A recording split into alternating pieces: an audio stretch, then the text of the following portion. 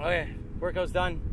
Now it's time for stretching. I do the same stretching routine in all my classes all the time. It's a simple stretching routine. It gets to basically every body part. Many more stretches that you could do. These just flow very well into one another, and you get the full body covered. So we start off with our downward dog.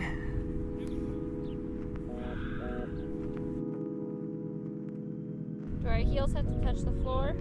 If they can, awesome. If not, knees are bent, toes are pointing, and heels are off the ground. You're just trying to get your hips up in the air with your back flat. And then we drop down into a child's pose.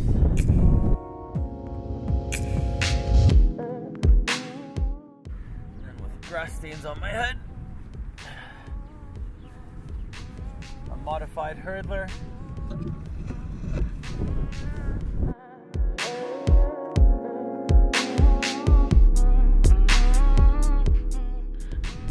For this one, we want the toe pointing up, which is the inside of your thigh. You want to make your hips perpendicular to the legs in front. Now, most people will reach for their toes, but we don't want to tense up our neck muscles, so we're just trying to bring everything down. If you can touch your toes, great, just as long as you're not tensing up your neck. Switch your legs. Same thing on the other side.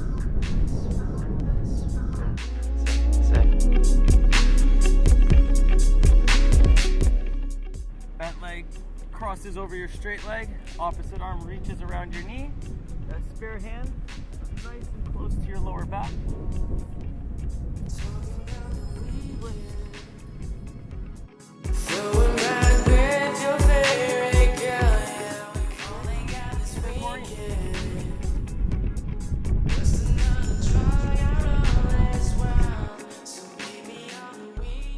Want to make sure that you're feeling the stretch right in here. If it's over here, that's fine. Depends on your flexibility. Sometimes the gut will get in the way too. You always make it and then we take our straight leg and we bend it. So the bent leg goes behind and we go into a pigeon pose. Now in this stretch, I want your shin to be perpendicular to your body. Or if you're on a mat, you want it to be parallel to the top of the mat. All right, our hips are also even. I can't really see from behind me, but hopefully my hips are even and my leg is extended directly behind my hips. Now, if you're comfortable in this position, you can drop down to your elbows or even down onto your stomach, making sure that everything is straight and in line.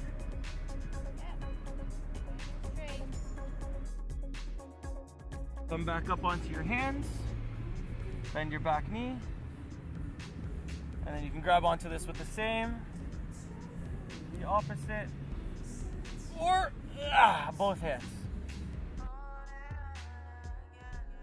And then you take a seat on your bum cheek and switch legs. Some of the yogis will go into a downward dog before they do this, that's fine. Your call.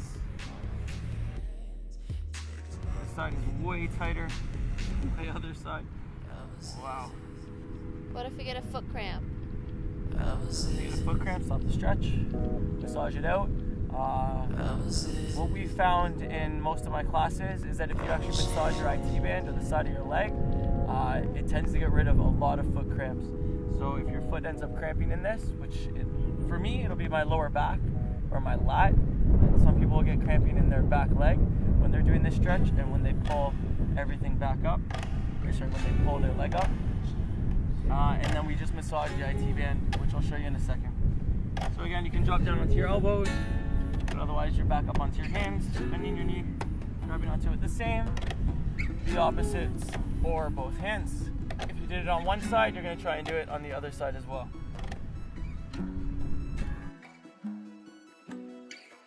Alright, now you slowly release, take a seat on your bum cheek, and then bring the soles of your feet together. And now the IT band thing I was talking about is just on the outside here. So you'd end up just massaging here. Right? There's some muscle in here that you can just push against, massage it out, and for some reason it releases the cramp. Usually, I'm guessing because there's a clog in here, so you're not getting proper blood flow. Once the muscle releases, it actually lets that foot get the blood it needs. So again, back into our butterfly stretch. We're here. You can push with your elbows or posture up nice and tall and squeeze. Trying to get your knees nice and even down onto the floor. If one of your legs is like this, right, focus on getting them even if you have to pick that leg up again. Okay, from here, we come up to a standing position.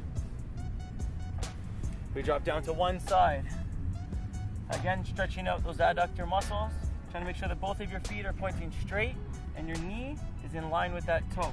So they're in the same direction. I don't want your knee pointing over here while your foot's pointing over that way. All right, that's called valgus, which puts a ton of pressure in your knee because we're rotating at your shin. Still recovering from that. And switch. And then in the middle, let your body dangle. The option here is to try and go into the splits, which that's not gonna happen today. If you have a nice slippery floor, it makes it nice and easy to slide out. Sometimes the splits happen by accident because of it. And then slowly make your way up. One vertebrae at a time. With your head coming up last, walk your feet in. Bring your arm up, stretching out your triceps, making sure that your neck is nice and relaxed. All right, you can squeeze your trap at the back here. Make sure you're not tensing it up. Nice and loose. I feel like I'm in a class right now. It's going to become so routine.